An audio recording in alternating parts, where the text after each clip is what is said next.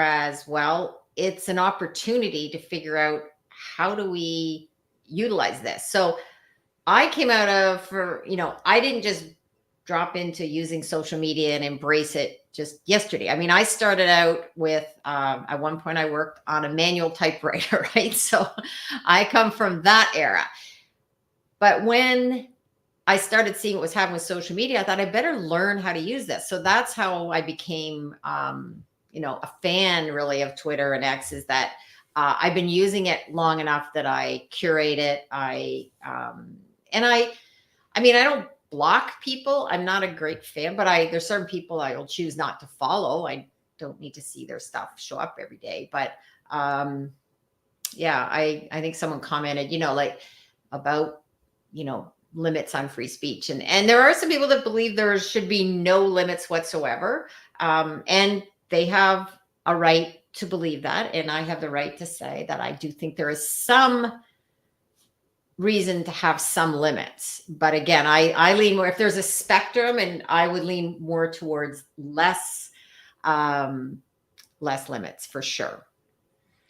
Even on Twitter or X, they have some limits over there still, right? Yep. No, there are some, but there's a lot less than, obviously, and just the same too. Elon Musk is not perfect either. I mean, okay, no one is perfect. And I always think that, if we're ever, I've said this for quite some time, we're never going to find the perfect anything, perfect platform, perfect person, perfect politician,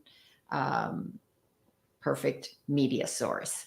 That's why I think it's really good to do some research and try to listen to different views. When I was in high school, I was on the debating team. I know that's shocking to some people, but I was on the debating team, and what that taught me was you had to prepare both sides of an argument. And when you have to do that, it's amazing how you do see issues a bit differently. And, we all want to think we're right about certain things and our beliefs are right. But I always say the tables could get turned. And would you want someone thinking that only their right is right? And I'm someone that comes from, I believe I should have my right to my views and you should have your right to yours. And if we can that's the one era I'd like to go back to, where we could actually have, friendships and relationships where people have different political views and you don't have to unfriend them and block them and don't talk to me and don't, and that was the one thing I found very disturbing during the whole pandemic, was this idea that, us and them, it was, you couldn't have certain people over to your house. And, even now, right? You can't talk about, I've been at parties where I go, okay, you can't talk about these politics, certain things. People don't want to mention certain politicians, right? And whereas I'm like, hell yeah, let's talk about this. If we can be, if we can have it in a respectful way. And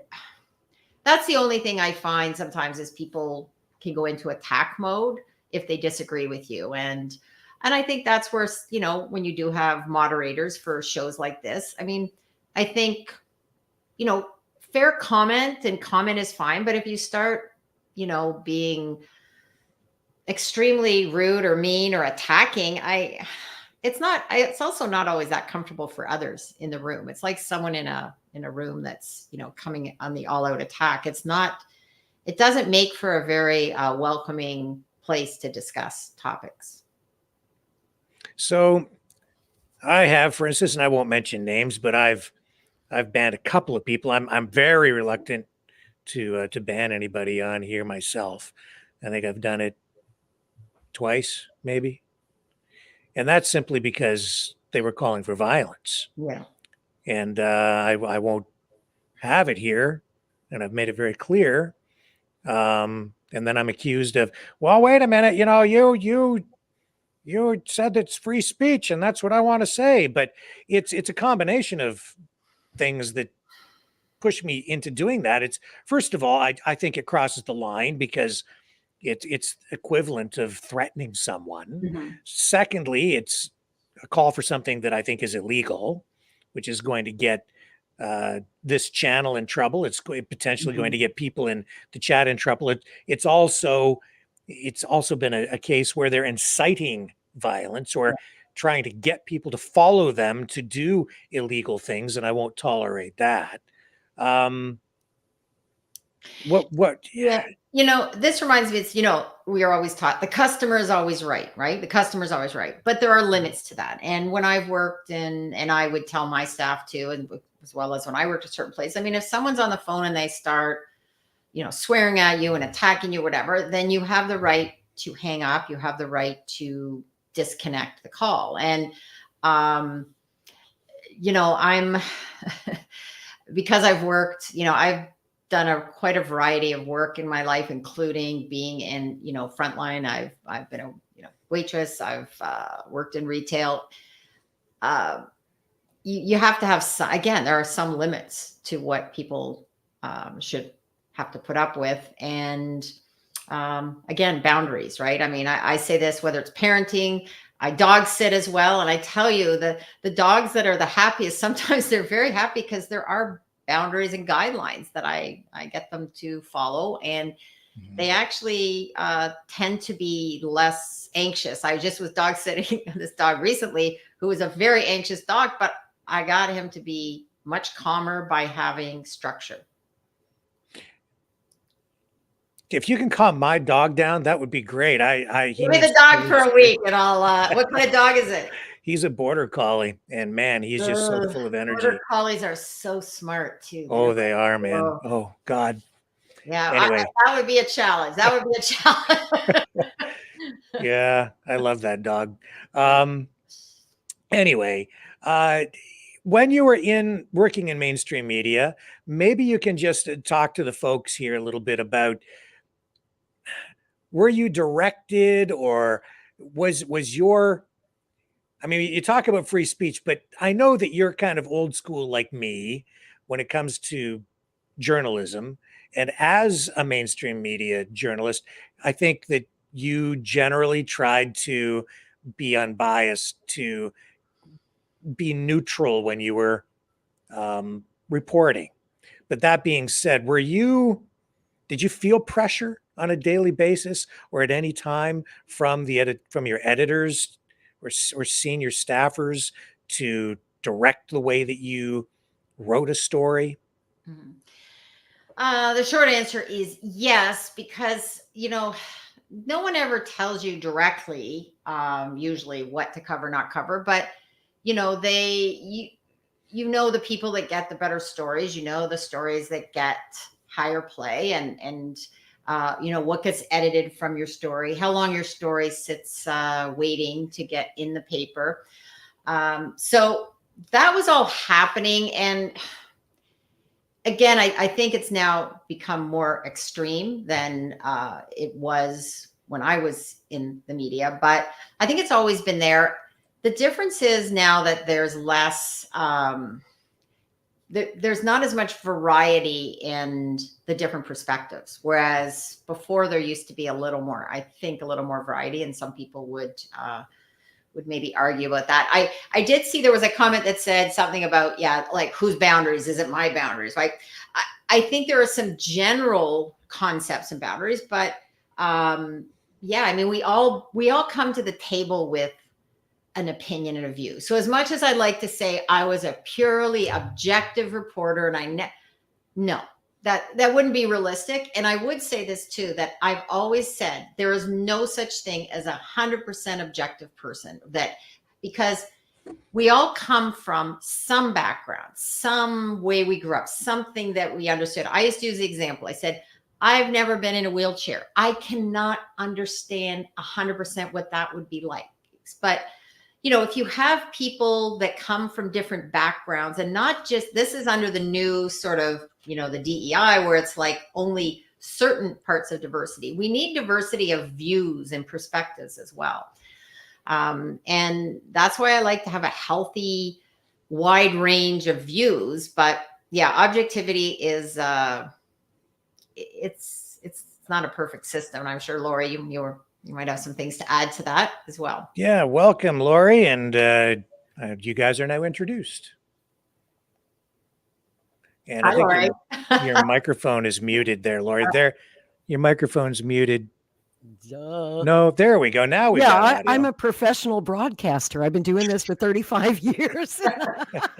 And I can't remember the basics like unmute your mic The old before you mute open button. your mouth. So, hey guys, I have some breaking news for you. Donald Trump has just won the New Hampshire primary. Well, there you go. And are we surprised by this? That's what I want to know. No. No, I mean, if you're following it, that's a whole discussion too.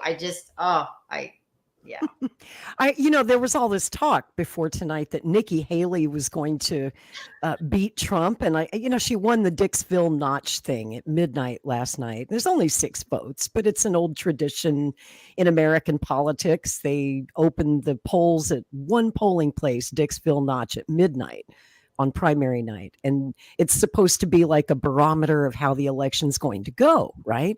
So Nikki Haley won that. And everyone thought, oh, she's going to win the primary, but Trump trounced her in no time flat.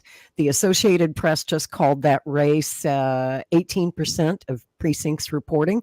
Donald Trump, 54.3% of the vote. That's 31,000 votes so far, roughly. Nikki Haley, 44.7% of the vote. Performing pretty well, honestly. I didn't expect her to do that well in New Hampshire, but still, pretty distant second. He's got it on her by 10 points now. She's got 25,000 votes.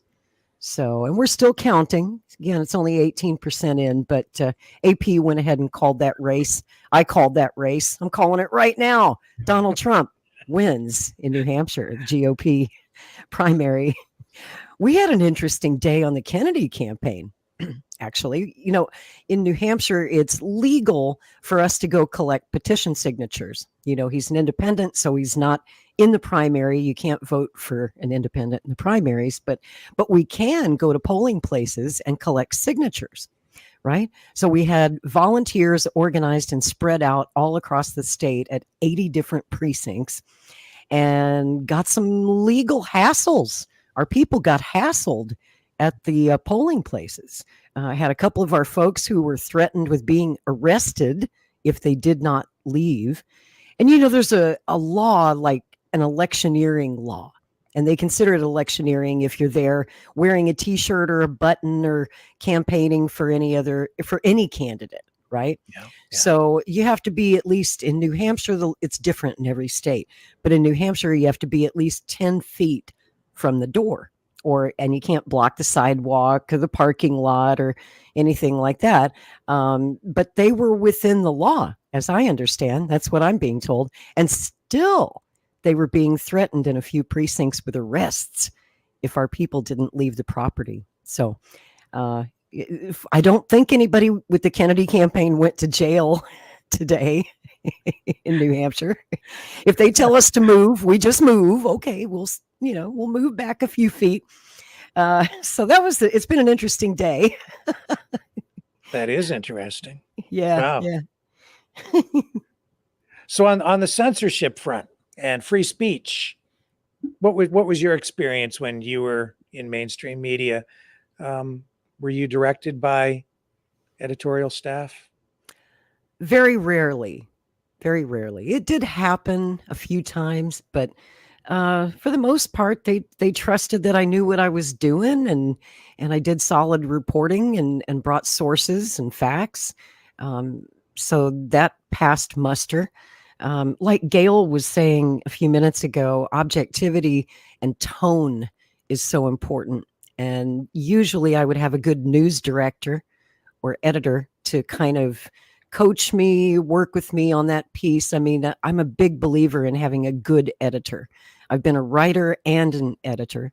When I worked at Yahoo, I was an editor, and I loved working with the writers, just fact checking things, checking their sources, making sure that we're doing responsible reporting, responsible journalism.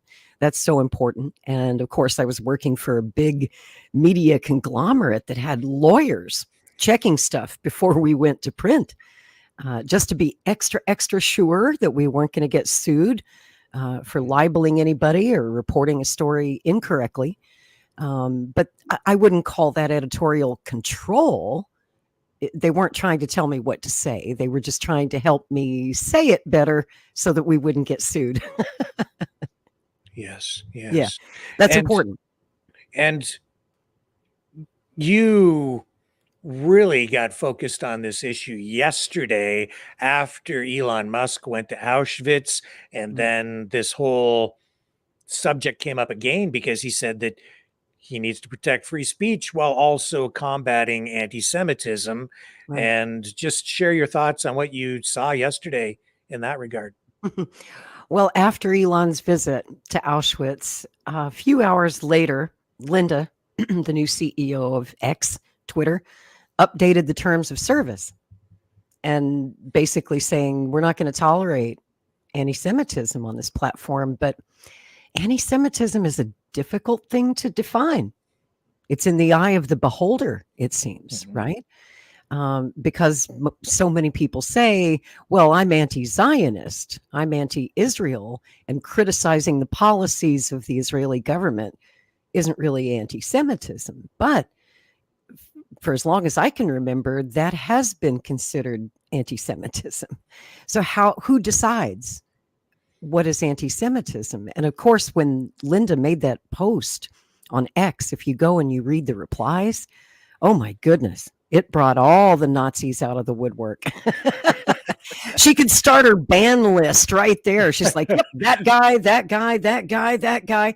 I mean, it was just like some of the most out in the open Nazi accounts, because that's allowed on Twitter.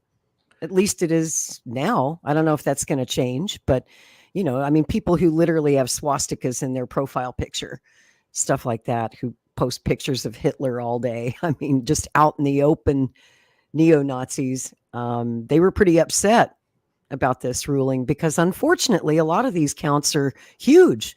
They have big followings, which is kind of scary. Yeah. But they have a lot of reach, right? And at Twitter, at least at the new Twitter, they say freedom of speech, but not so much freedom of reach. I'm guessing they're not telling us how they're going to combat anti-Semitism, but I would assume that they're going to rejigger the algorithm to make it more hidden, because the algorithm really does promote some pretty vile accounts. I mean, there are straight up neo-Nazis that I don't follow, and yet they're always at the top of my feed, and I can't figure out why. It's as if the algorithm pushes them to the top on purpose. For whatever reason, I don't know. I mean, the ADL and other Jewish rights groups accused Elon of promoting anti-Semitism on the platform because of the way the algorithm would promote that content. So I don't know if they're going to rejigger that and kind of hide that better without actually banning people, right? Like their account would still be there and they'd have their little echo chamber of followers, but they wouldn't be promoted in the algorithm. Yeah. And Gail, have you noticed any of this in the last day or so, or anything else about this Twitter issue, X? I need to, not specifically, but this is why I'm fascinated by listening in on this, because I always like to learn more. This is not an area like I haven't noticed that, but the thing with Twitter is I find I get in a bubble myself. So it depends what you may be covering or what you're talking about. And so it hasn't come up. The only thing I would say like right now is that we seem to be in this time period of, all of these things are bubbling up to the surface. And what I've always believed that if you suppress, it doesn't make it go away. It just goes somewhere else that might be darker. So yeah, I'm listening and learning. I haven't seen this. And, I think what you said, what was it? Restriction of reach, not necessarily restricting of speech. Yeah. Speech. Yeah. I mean, that's what's healthy right now. What we're doing is we're having a discussion, talking about this and, asking questions. And, it's not something that would probably have me leave the platform, but it makes me want to ask questions and be aware. And this is the thing. We need to be aware of these things because it's not perfect, right? There's no perfect, but I will be looking into this a bit more and understanding what's happening. So. Well, Twitter's really become I'm not going to lie, because I spend a lot of time on Twitter. It's become a cesspool of anti-Semitism since October 7th. I mean, it was always there, but since October the 7th, they feel emboldened, right. And they're finding some crazy allies on the left. Usually you think of neo-Nazi groups as right-wingers. Yeah. But now they're finding a lot of allies on the left, a lot of big influencers on the left side of the spectrum, and they're reposting each other. Talk about strange bedfellows, Rick. I mean, the ultimate in strange bedfellows. If there's one thing the extreme left and the extreme right can agree on, apparently, it's that Jews are evil. I mean, they say it out loud. It's horrible. And this is what's interesting, and something I've learned, and I've had people that I know on the left that have come from union backgrounds and the NDP say this apparently anti-Semitism in that area has been happening. Like, I didn't know that, like, people that I know that are saying, oh yeah, it's like, oh yeah, that happens on this left. And I was like,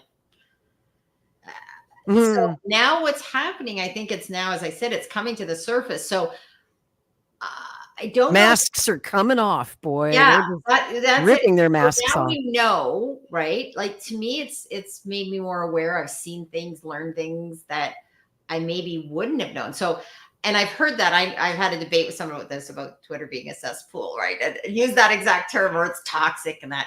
Now, it is. I don't find that. I don't find it, but well, I heard you say earlier, and it's probably wise that you curate your feed. You have that option to only look at posts from people that you follow.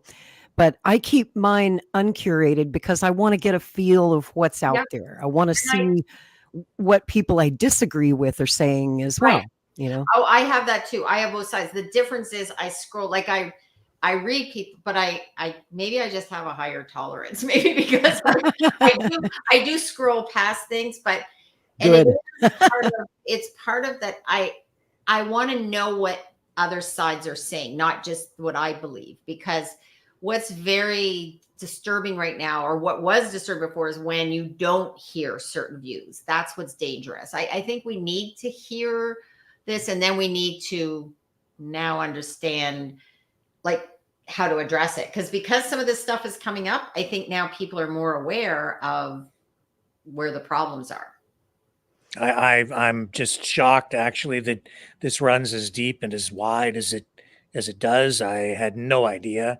I'm not sure if this has been an undercurrent that I just haven't been aware of, or if people are being sort of conditioned and triggered and prompted to respond or post this kind of stuff or talk like this now because of what they are seeing on social media.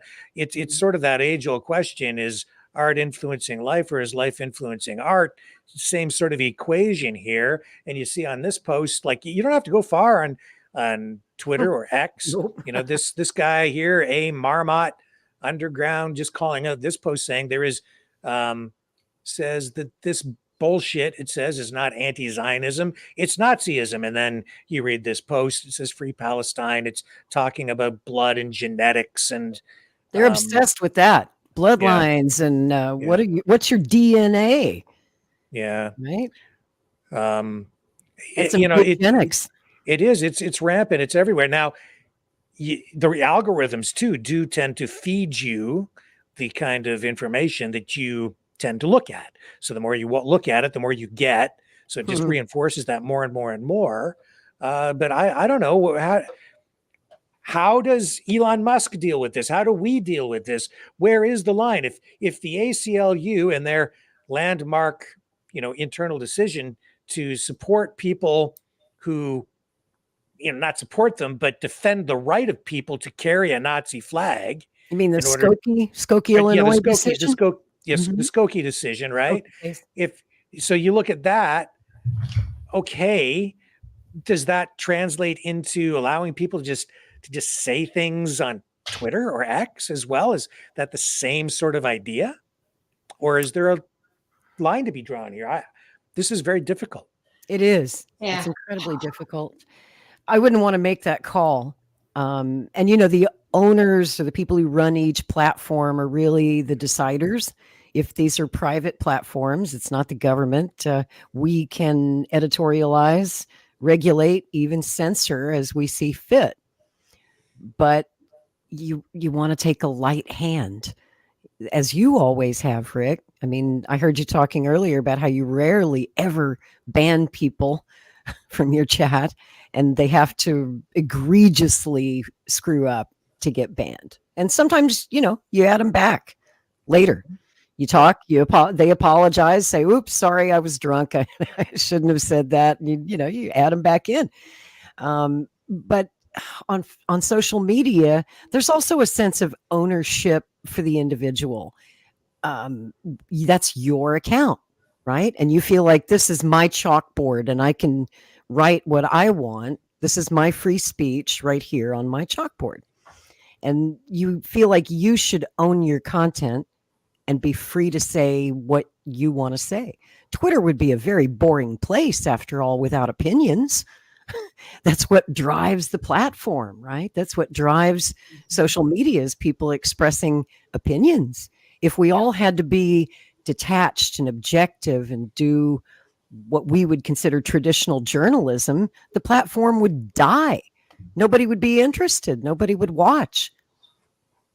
Indeed, I think Facebook is dying, because when they took news off, I'm not on there nearly as much, because I think, and this is the another issue surrounding free speech. I think they were exploiting free speech. I think Twitter exploits free speech, exploits the divide, exploits the controversy and the arguing. They feed you what you want to hear. They reinforce what you believe for a while, and then to make you feel good, then they give you something that really pisses you off. They know you're going to hate. Yep. And then you're, the hormones. Welcome to social media. Right? And then you can't put it down. You can't stop looking at it. Yeah. That's how they get you hooked. Yes, it is addictive, but it's the same thing that happens with that bag of potato chips we eat. There is stuff they put in chips. Like I actually, until I did research on this, they actually do put things in to make you eat that whole bag of chips. And it sounds crazy, but it's because remember you used to be able to open a bag of chips and you could eat now you can't, you have to eat. And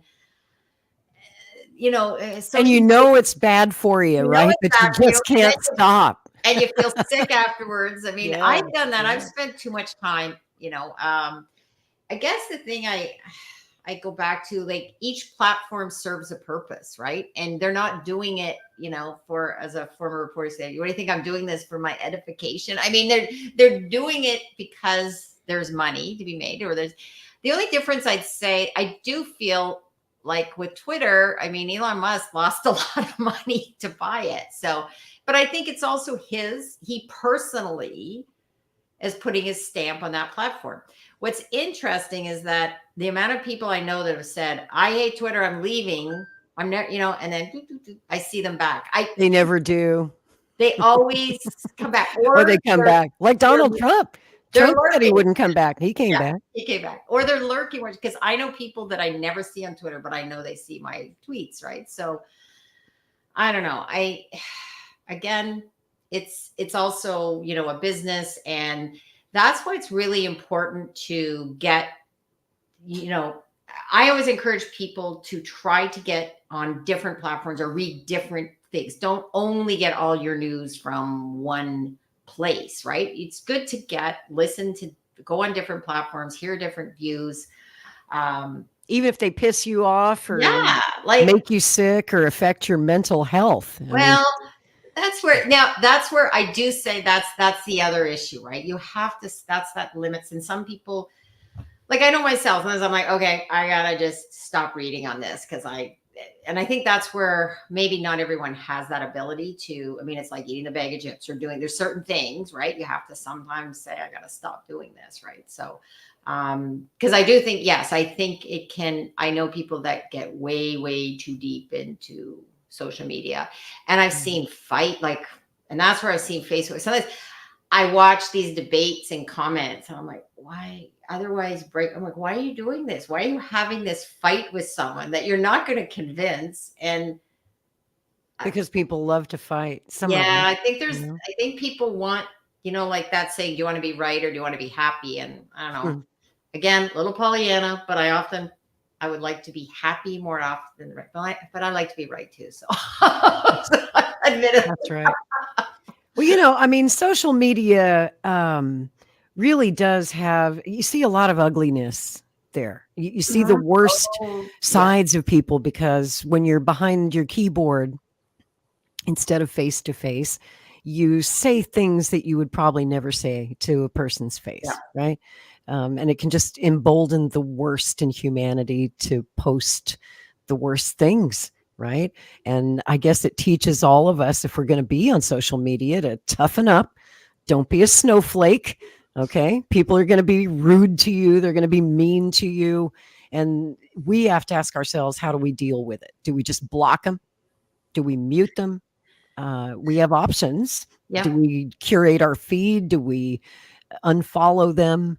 Or do we just kind of, thicken up the skin and take it because it's a dose of some semblance of reality? I always say social media isn't real life, right? Like what we see on social media Yes. just does not reflect the real world. And here's an example.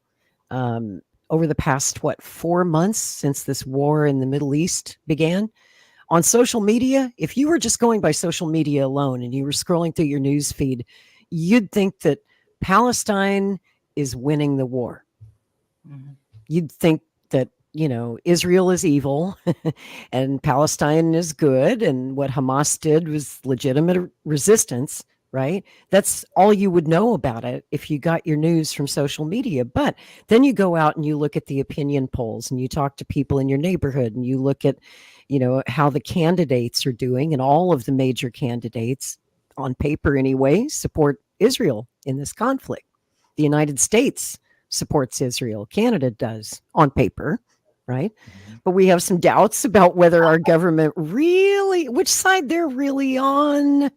Sometimes you wonder, especially up there in Canada. Uh-huh. But real life is so different. And you can see that tonight in Donald Trump's big win in the New Hampshire primary and in Iowa a couple of weeks back, right? He's winning by huge margins, and he's the most pro-Israel president the United States has ever had, right? If he was saying something that his base didn't want to hear, he wouldn't be the winner tonight. Yeah. Well, being up here in Canada and watching, I think this is, I really want some more time. I would love to just work on this as a project, a greater project. But looking at what's happening with Trump and what most people, and I put in quotes like people again that I'm following on Twitter when I have, media discussions, they all just say like Trump, like he's not going to get elected. He's not going to be president. And when I say he's going to be the next president, they think I'm like off my lid, right? And I said, there is so little discussion about, again, this goes back to the earlier discussion, Rick, of why. And I've spent a fair amount of time in the States. I've traveled there. I've done some work in there. I work in manufacturing. So I've been at, trade shows and conferences and talked to a lot of people, especially in manufacturing. And I'm not surprised. I was even away at a resort, talked to this woman from Florida, and, she's a big Trump supporter. But instead of going, oh, what's wrong with her? I was like, I want to know why. I want to know more about her. What's her story? And you know what? You can tell she's someone who doesn't feel that she's been heard and by other politicians. And no one's examining this from the perspective of what everyday people, and we see it to a certain extent, it's building in Canada too. And I think that's why, whether it's truckers or farmers, or again, since I work in manufacturing, a lot of people, that are in work boots they don't feel that their issues or their opinions are given much notice. There was also an article I read talking in the States about the elites versus what the great majority of people or voters are saying. And it's like switched, it's the elites are only 1%. And yet they're making these comments and decisions that are so out of touch with what voters are looking for. That was the point of the Freedom Convoy, wasn't it? And by the way, congratulations, Canada, on your win today in court. Remember what I said 2 years ago, Rick? I said, wait for all this to shake out in court because it was illegal what they did. It was clear in my eyes that the use of the Emergencies Act was illegal. It just took a good judge, an honest judge. And it sounds like you have one in that case. And I'm so glad. I know they're appealing. Of course, the government will appeal. But, even if they win their appeal, I think the ruling today agreed with the majority of Canadians. Don't you? Absolutely. And I think it will stand. I don't think the appeal will be successful. The people have spoken. Yeah. And so have the facts. That's right. Yeah. And there's a lot of people quietly. I noticed this during the pandemic. There's a lot more people that don't feel heard. So what happens is you stop speaking up, right? Because you feel like, you know what? And not everybody, I realize this, not everybody's on Twitter. Like when I look at Twitter, it's sometimes not a complete perspective of what's happening from both sides of that aisle, right? Whether people are more supportive of certain topics or less. Interesting. I think it's the suppression of speech that empowered the government, enabled the government to proceed with all of the measures during the pandemic, including the Emergencies Act. And I think media played into that as well. They amplified. And especially independent journalists who were covering the Freedom Convoy, like you, like me. Remember, Rick, that's how I lost my Facebook account. Yep. I was covering the Freedom Convoy. And first they just started suppressing it in the algorithm. My posts about it became increasingly invisible, and then came the strikes. Strike 1, strike 2, strike 3. And the account that I'd had for 13 years, my professional work account as a journalist, and I had years of my work there, lost. I mean, no right to appeal. You're just gone. They give you the boot. What's crazy though? Twitter never banned me. Even under the old regime, before Elon Musk, there was still, as bad as it was at Twitter, and the Twitter files have shown us just how much control there was back and forth and communications with the White House and the FBI and Department of Homeland Security. We've seen the evidence.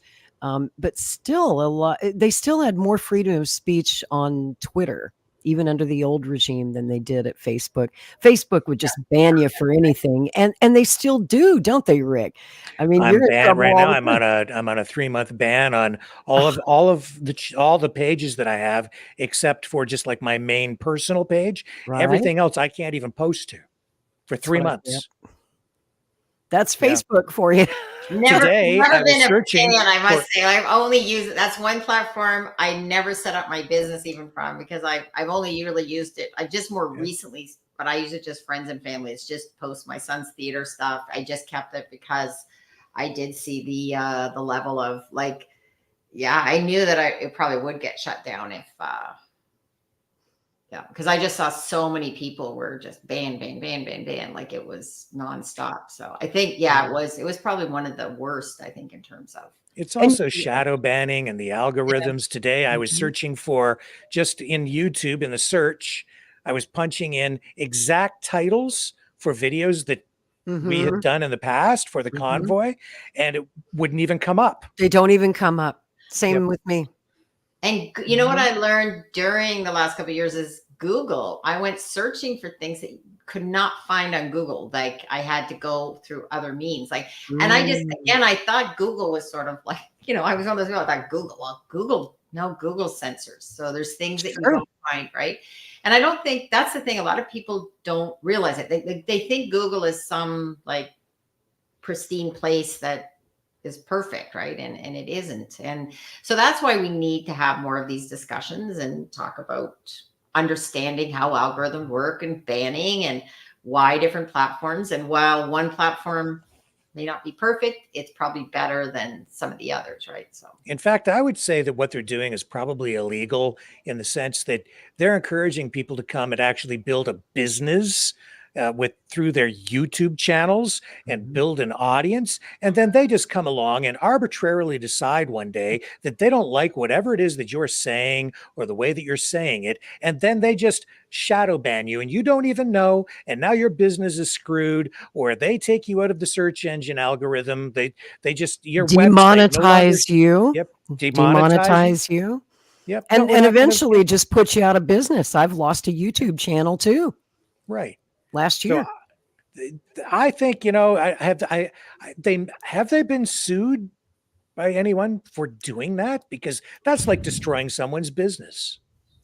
I think if you read though, I think in the fine print, right, when you sign up, I think they have everything covered. You know, the fine print we never Of read. course they do. Yeah.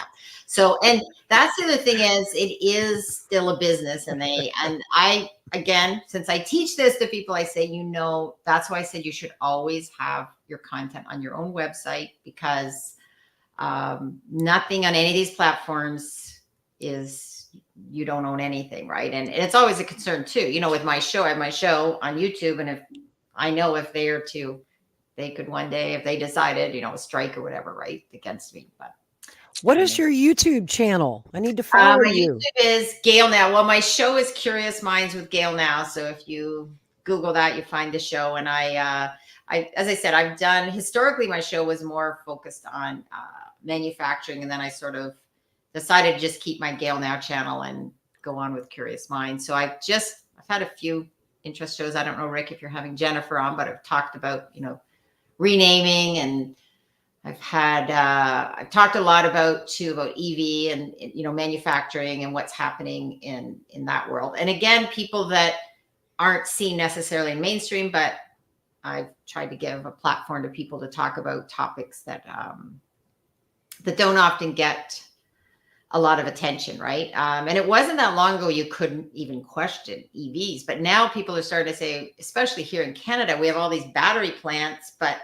no EV cars seem to be on the horizon. So we're billions of dollars into EV batteries, and it's going to be that's going to be the next head scratch. Well, yeah, and not to change the subject, but Ford has suspended production on its Ford F-150 Lightning. They've cut that right back.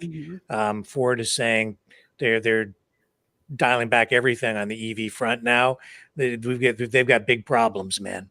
They're not selling.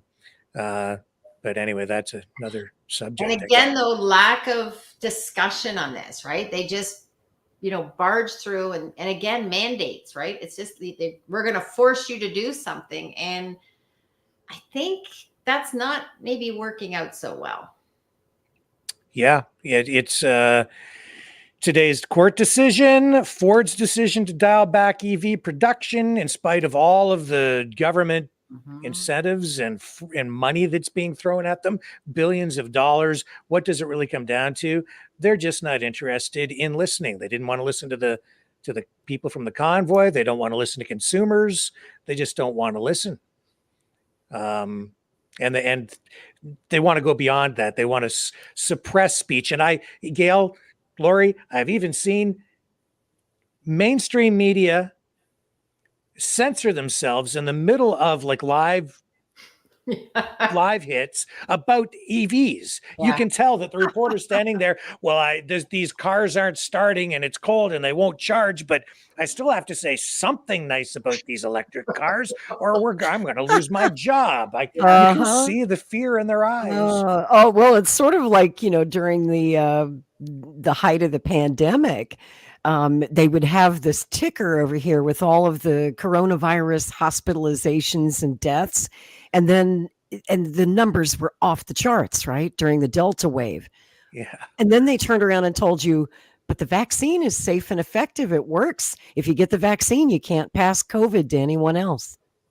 Meanwhile, the ticker right behind them says otherwise, right? It was the largest number of people in the hospital and deaths ever was that summer after the vaccines rolled out. There we go. We just got banned. What? What? I'm Oh. joking. I'm joking, but it's coming. I was going to say, I'm trying not to say that word. Isn't that sad, though, that we can't say a word like that, or we're afraid to, right? Of getting a strike. The other thing during the whole COVID that I found interesting was when they finally got to the stats. Remember when they said how many people were dying, but then it was, what's his name? Wasn't it Patrick Brown in the mayor? He ran for the Conservative. Patrick Brown. Yeah, and he came up with that information from one of the hospitals so if you went in, say, from a car accident, and then the first thing they did when you went into the hospital, they test you, and if you tested positive for COVID, then they would list your death as COVID, even though you died from the car accident. And that was when I went, what's going on here? But the other thing is, I started asking, why was that? And someone told me it's not necessarily the doctor's fault, it's the administrators, because the hospital gets so much money for this. So once I understood that, it's like, okay, it was a processing thing that has to do, and you know what they always say, follow the money, right? And that's why they were doing that. And then all the stats were so skewed, and people were saying, look how many people are dying. And worse, they were politicizing those stats. Right. I mean, that's one of the reasons I believe they were being fudged was, for Democrats, they could say, look, our lockdowns and mask mandates and vaccine mandates are working. And Republicans could say, look, they're not working. And it depended what side of the political spectrum you were on, how you would interpret something as basic as statistics, Right. which we should all be able to agree upon. But then you catch governments in different states fudging the statistics for political purposes, right? They were fudging them a certain way in New York and maybe in Florida a different way, depending on who's the governor. What's the general politics of the state? Is it a blue state? Is it a red state? Is it a state that gave up on lockdowns and masking, or a state that stuck with it longer than others? Yeah. So where do we draw the line? How much? I don't know if you were here for the or heard any of the conversation that I had with regard to banning people. You I think you heard some of what I had to say. People, and just the other day somebody said, unban me, but let me come back, and I said, okay, you can come back. But I mean, they turned right around and got themselves banned again.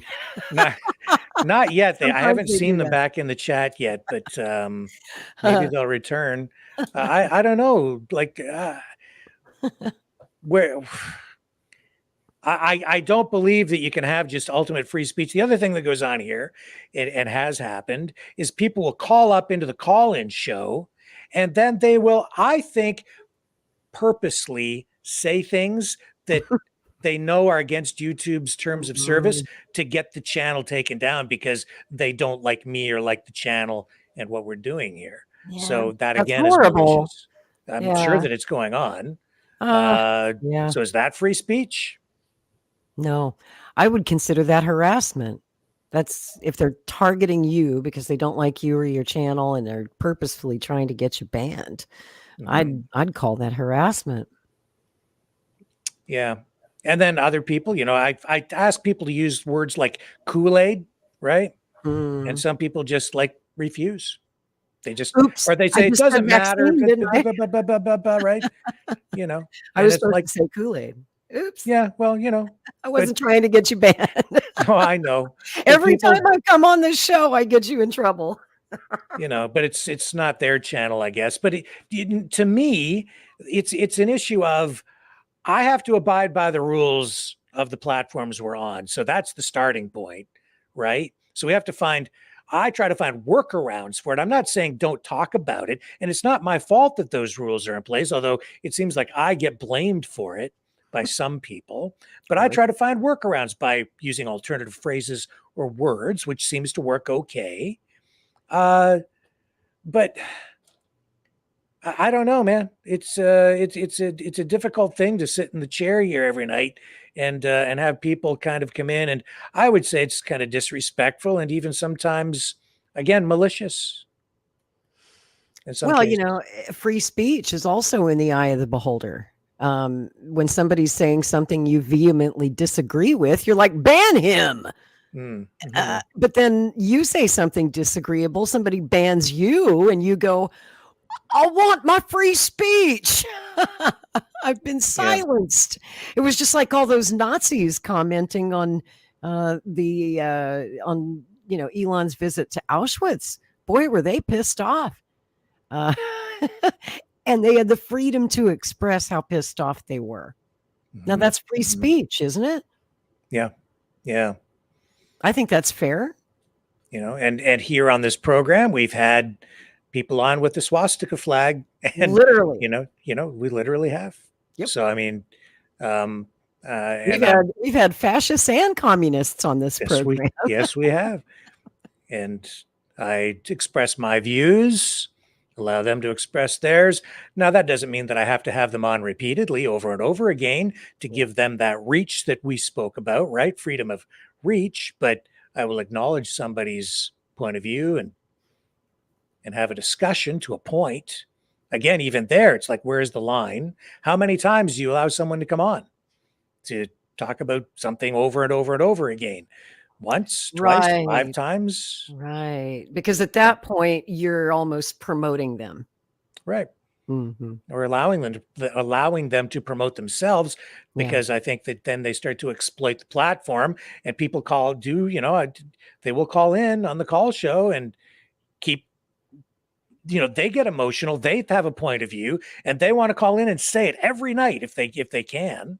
So when do I stop picking up the line? That's the toughest call of all, isn't it? Mm-hmm.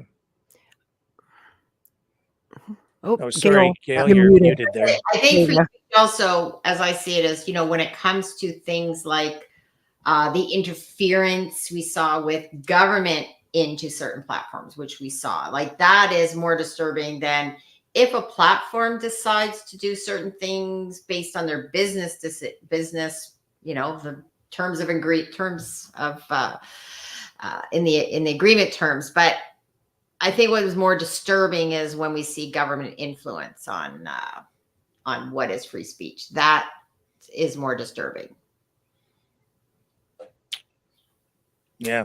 Like if you get tapped on the shoulder, Rick, it's, told what you couldn't have in your show. That's where I think we have a big problem. The funny thing is too, and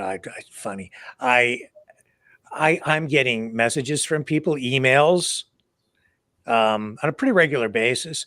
People are putting pressure on me to change my point of view or my position on something. And if I don't, they're going to attack me and have the channel taken down. And it's quite aggressive. And I'm like, well, I'm not going to respond to that. See, that's now that's threatening. Me too. I get, ever since October 7th, I get pummeled daily on social media because I don't side with one side or the other in this conflict. Yeah. They're like, pick a side, damn you. I'm a journalist. I mean, I've got my personal feelings about it, but I'm trying not to let that influence my coverage, my work. We're all trained that way. We're old school journalists. We were trained that way. I don't know what they're teaching journalists in college now. It seems like objectivity and has kind of gone out the window. But if I don't pick one side or the other, I'm wrong, it seems. Now, the other issue is, Gail, you talked about the Trump supporters and the Trump base, and some would suggest that there's a certain element of the MAGA movement or the Trump base of support that is almost cult-like. Some people would say the same thing about a certain element of, people in the Biden camp too, or the Democrats. I do see elements of that as well on the other side. And I think a lot of that is the result of psychological conditioning through social media? And is that ethical, or is, like, where do you draw the line on that? Is that free speech? And if then they propagate that same kind of information that might be viewed by some as misinformation, disinformation, even just outright lies, but if people actually believe it, what do you do with that? And I am very concerned, and Lori, we've had these conversations about sophisticated psychological manipulation. MK Ooh. Ultra, which is a real thing. I think some of those techniques are being used by political groups, maybe governments, intelligence agencies, whomever, on all sides, even to manipulate people, trigger people, maybe even get them to do violent things at times, simply by, not simply, but in a very complex way, triggering people to take particular actions. I absolutely believe that is going on out there. And again, like, I think that's immoral. I don't think that's free speech. 100%. And there's no doubt that that's happening. It was happening during the Russia-Ukraine conflict. But it's really intensified since October 7th. I'm sure you've noticed across Yes. all social media platforms, particularly X and TikTok seem to be the worst offenders. Yep. Where Yep. and you see that it's like a self-fulfilling prophecy when you see, for example, a mob ganging up on a Jew, right, on the streets of New York City for no apparent reason, or one of Yep. these protests gets out of hand. So what do? They take a video and they put it on social media. What does that do? It puts the idea in other people's heads to go do it. And so they do. And it multiplies really fast. It escalates really quick. And you see the levels of violence and hateful speech also intensifying alongside that. It's almost like, we live in the world where everyone's going for as many clicks and likes and as much engagement as they can. So the more provocative the video that they post, the more engagement it's going to get, especially if people are getting hurt, if there's violence. And another thing that I wanted to say about that, about the MK Ultra type of programming that our minds are being subjected to, since October 7th, all of us, if you're on social media, you've been subjected, even if you don't want to see it, you can't opt out of it. It's the news, it's in your news feed, but we've all had to take in such graphic, bloody, gory images from the war zone. I mean, they post it all. It's not blurred. It's not censored. You're seeing the after effects of bombings, of air raids, of buildings collapsing in Gaza. And we've also seen the horrible videos from the attacks on Israel, October 7th. And those are absolutely horrifying as well. And you can't miss it. It's just there. It's in your face. And that's not good for your mental health. We've been subjected to it day after day, especially Rick. We work in the news every single day. So we have to watch it so that we can talk about it, so that we can report on it. And it's not good for you. My sleep is suffering. I'm sure yours is too. All of us have to find a way to take breaks. I think mental health breaks are good for you on social media, to get away from that.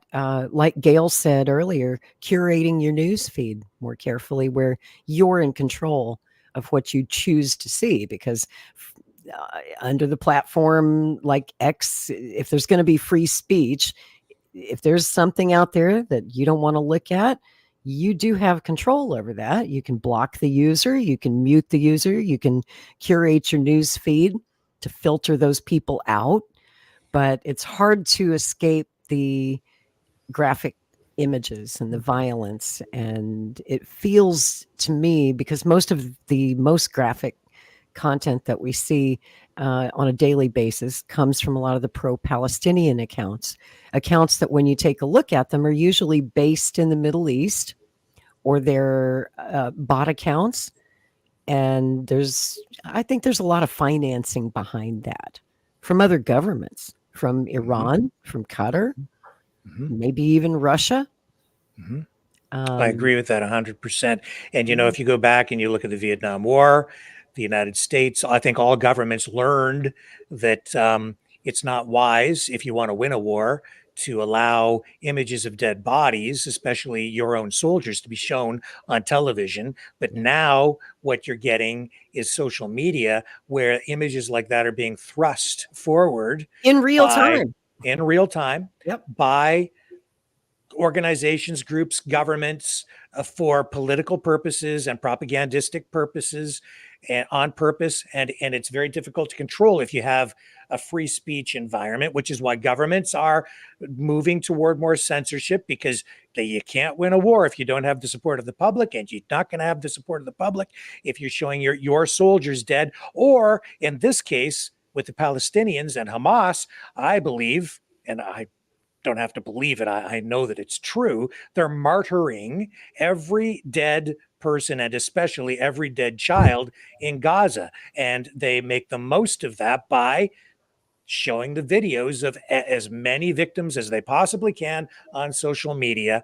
And in that way, I would say they're exploiting those poor people for their political, geopolitical, strategic, to gain those, to achieve their objectives that way, to try to win the war, because the war isn't just kinetic, it's also an information war. I think the information war is actually the most important part of the war, that for sure.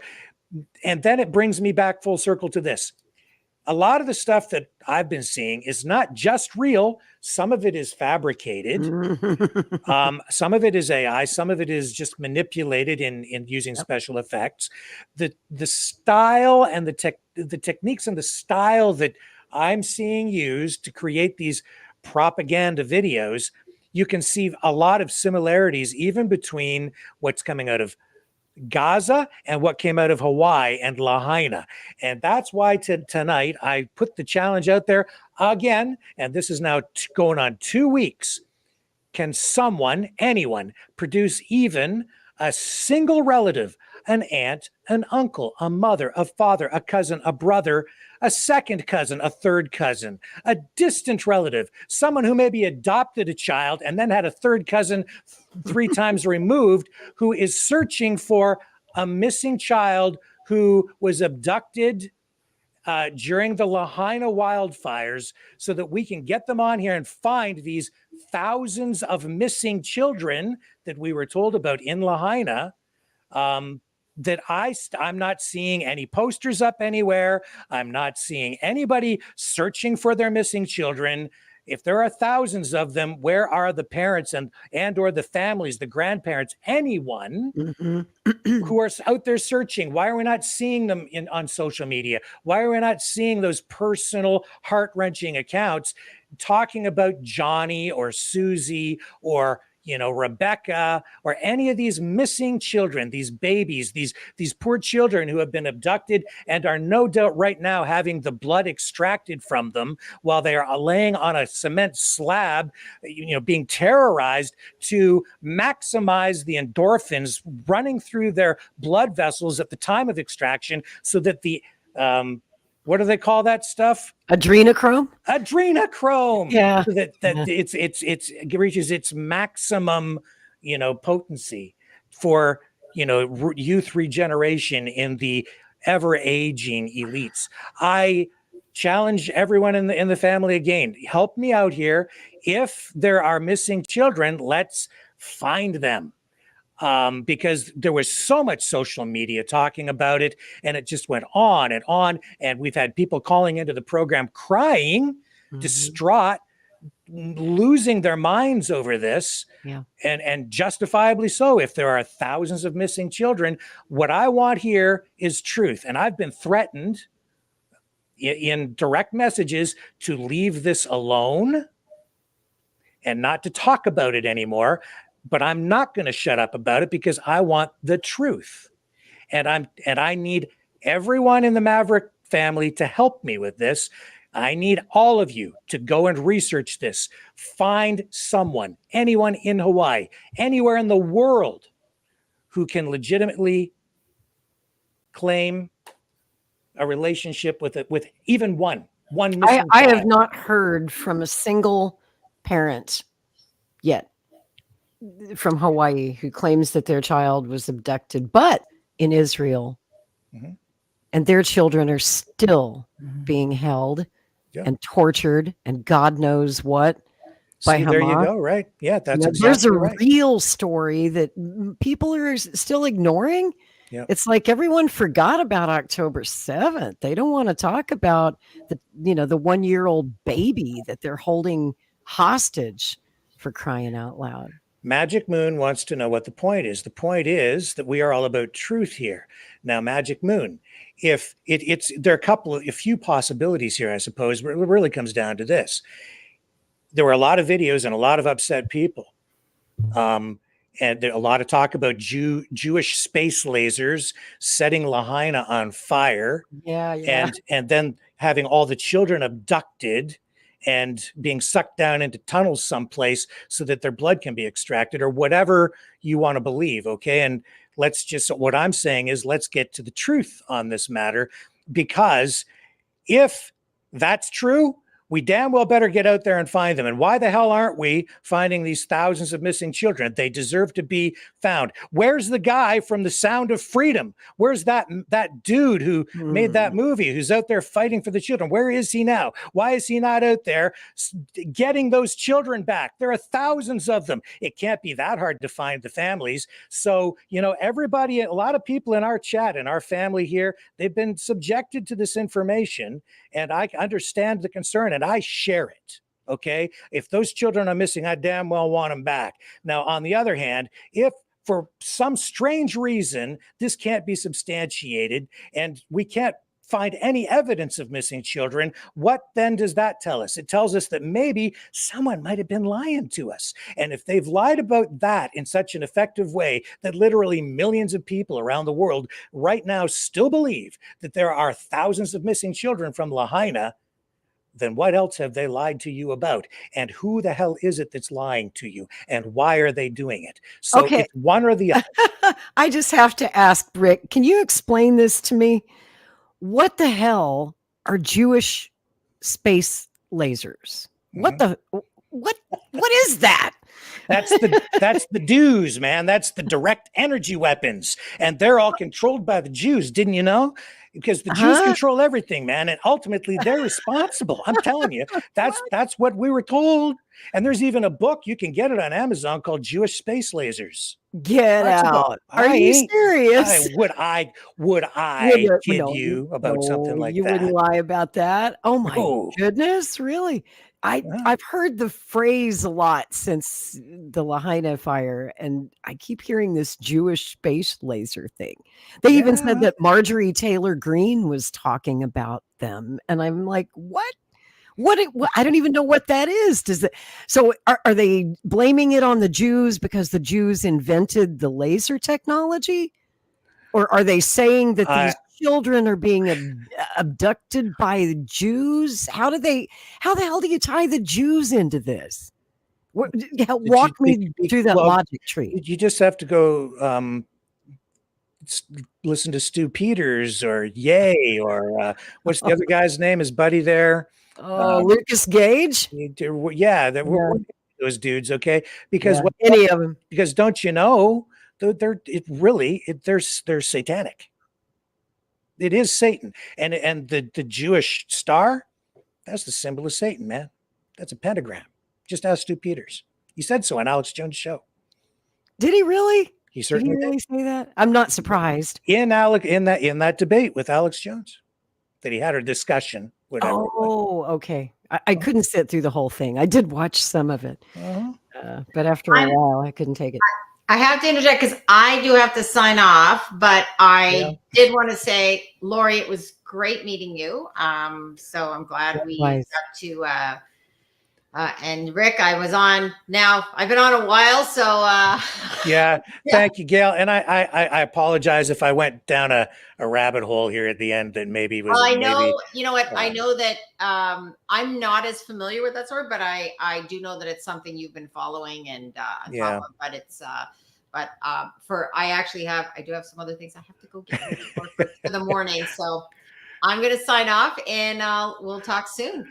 All right. Thank you, Gail. Okay. Really appreciate your Nice input to meet tonight. you, Gail. Okay. Take See you care. soon. So Lori, Yeah. we'll stay in touch and I'll get your information from Rick. Okay? Yes, let's do that for Okay. sure. Bye. See ya. Bye. Bye-bye. Just an update on the New Hampshire primary. 33% of precincts reporting. Donald Trump, 53.6%, the winner tonight. He's gained 11 delegates. Nikki Haley, she's gaining on him a little bit, but she lost 45.4%. He's going to pick up 6 delegates tonight. Do you think she'll drop out now? Think she'll drop out? No, I don't. No? I don't. I think they're keeping Nikki in as a just in case. Just in case. Because we don't know what's going to happen with Trump's legal cases and if he's going to wind up behind bars. I mean, if he keeps winning elections, which I predict he will, he's going to absolutely murder her, if you'll pardon the expression, in South Carolina, in her home state. He's going to roll over Nikki Haley. Maybe then she'll drop out. Maybe she's just so stubborn she's going to take a beating in her own home state before she drops out. But I think that, and it's not just the never Trump GOP that wants to keep Nikki Haley in the race just in case. I also think that she's got some Democrat funding behind her. I think that a lot of Democrats, I've heard a lot of Democrats who don't like Biden say that they would vote for Nikki Haley. And I get it. I mean, her policies are no different from Joe Biden. Show me where they're different. Do she and Joe Biden disagree on anything? I think they agree on pretty much everything. Certainly when it comes to foreign policy and war, they're on the same page. She's got a message a lot of Democrats like. Yeah. Bomb them all. Finish them, she said. Finish them. Okay. She scares me. Me too. She scares me. She's like the Republican Hillary. That's how I always looked at her. She's the Republican Hillary. And I don't even think she's that Republican. I've always thought of her as a rhino, you know? But yeah, Trump is going to roll over her. It's it's fun to watch. A lot of passion there with his base, man. Well, I'd like to see those two debate. I don't understand why Trump won't debate her. It would be must-see TV. Can you imagine? It would be as good as the Hillary debate. Come on. But why would he risk it? He has everything to lose and very, very little, maybe nothing to gain by doing it.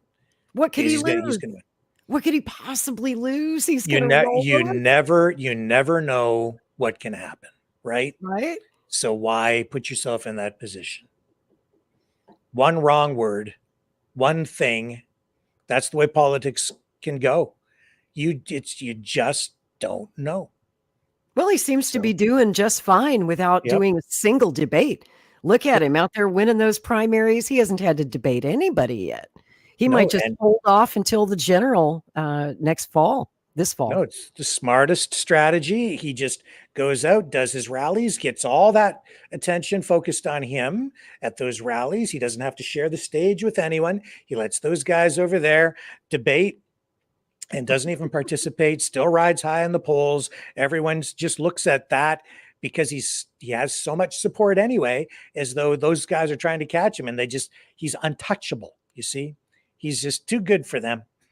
And he just keeps right on winning. Yep. Winning. Yeah. He's going to win South Carolina too. I'm willing to put money on it right now. He's going to have another huge win there. All of the red states, guaranteed Trump's going to take them. Yeah. He's certainly going to win my state, Oklahoma. He's going to win Texas.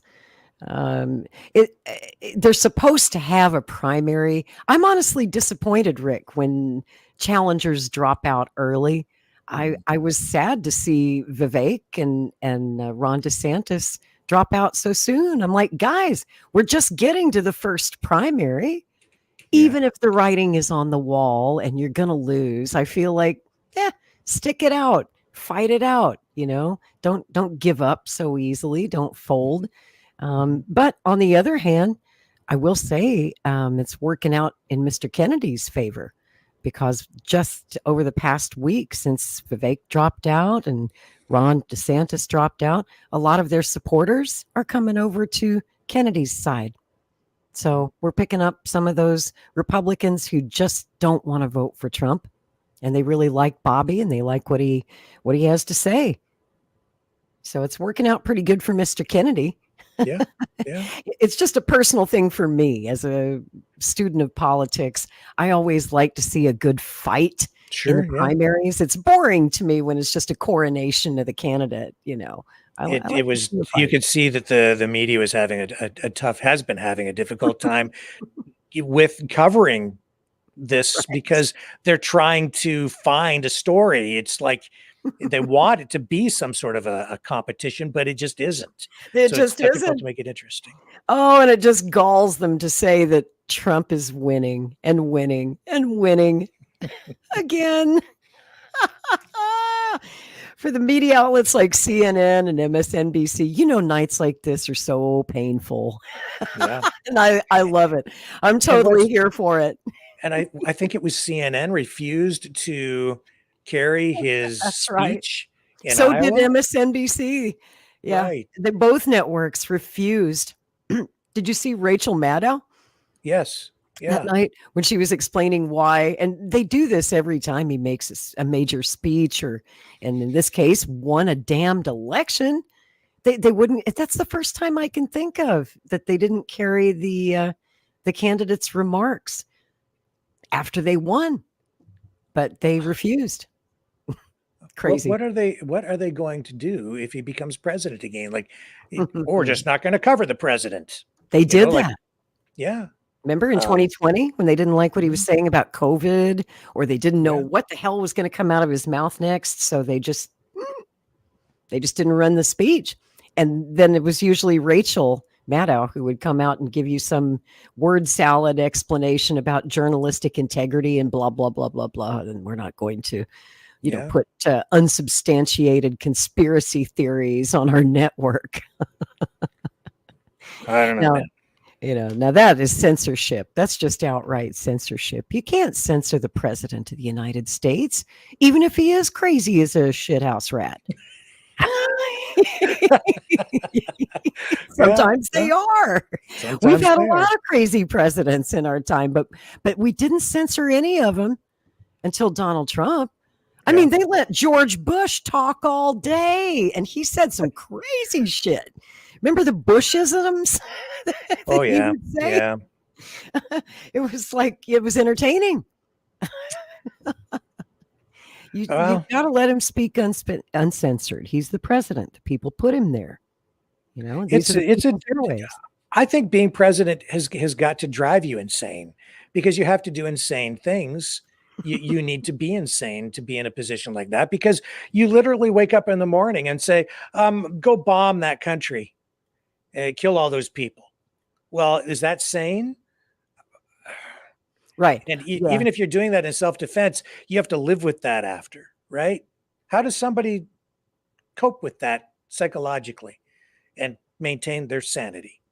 I don't know how you do that. It takes a special kind of personality type to even want that job. Psycho? Yeah, I've always thought you had to be kind of crazy to even want that job. And especially in these troubled times, as we're going into World War III, there are so many problems in our country. That's why I was shocked last year, Rick, when Bobby Kennedy decided to run. Mm-hmm. I wanted him to run 16 years ago. Hell, I was trying to draft him to run in 2008, but no. He didn't want to run then. He wants to run now. And I said, Bobby, are you crazy? You got to be nuts to want this job, buddy. Right now, yeah.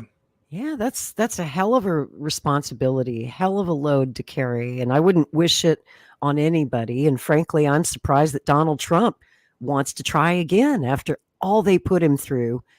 Those 4 years in the White House, they made his life and his family's life a living hell every day. So I'm honestly surprised that he is trying for a third time. Yeah, and Scotty, I don't think the parents are lying. I want to talk to the parents. Get me a parent of a missing child. That's what I'm saying. I haven't been able to find one. I have somebody in Hawaii right now, and I'm trying to find a parent of a missing child. That's pretty fair. I'm not accusing anybody of lying. Produce a parent, even a brother, a sister, somebody. That's what I'm saying. So that's it. Well, Help it's me just out. like, all these people who question October 7th and what happened there, right? Social media is full of people saying, show me the evidence that people were beheaded. Show me the evidence that women were raped. Show me the evidence that civilians died. Show me the evidence. Okay, so we're doing the same thing. Yeah. Show me the evidence. If you're going to claim that all these kids were abducted in Lahaina by the Jews, going to require a little evidence on that one. Or abducted by anybody. Just, Yeah. Can't be that hard to find a relative if there are thousands of them. And You would apparently think. Rick is sick, according to Van Moore. I don't know why, but okay, that's fine. No, you're not. You're just saying something that he doesn't want to hear. Yeah, I guess so. Oh, here it is here. AI special effects. Rick is truly. I don't know what that. Why? Why does that make me? It doesn't matter. It doesn't matter. Is that the Jewish space lasers, or those AI special effects? I don't know. Or are they real? No, maybe I am the special effect. Maybe I'm not real. Beam me up, Scotty. Yes. Beam me up, Help Scotty. me. Yeah. I got to beam out myself. I Yeah, got to me go. too. I'm doing a Twitter space, guys. If you're up tonight and you want more info on the New Hampshire primary, I'm going to hop over to Twitter. I'll be on with Mario Knopfel on his live space, which is happening right now. And we're talking about the New Hampshire primary results. So Trump supporters, if you want to come in the room and gloat, you feel free to do so. Come on in and join us. All right. Thank you, Lori. Wonderful to see you, Rick. Hope to see you Saturday on Strange Bedfellows. Our guest will be Michael Krupa, our friend over there in Poland. And we're going to talk about Polish politics, what's going on with Ukraine, and of course, Elon's visit to Auschwitz this week. And I would love to have you there if you can join us Saturday night. We'll see you guys then. Peace. Adios. Night, night. See ya. And I'll let Lori go, and I'll just wrap up with you guys. Thank you, everybody, for spending the night here with me and Lori. And thank you to our guests, Tom and Brendan and Gail. It's been a great program. And legitimately, I'm hoping that you guys can help me find some relatives of these missing kids.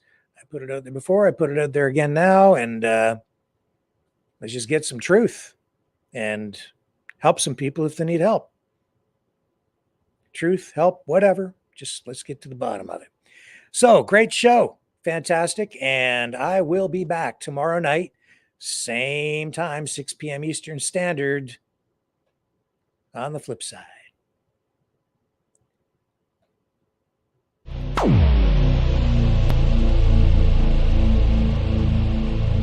This has been a Maverick Multimedia production.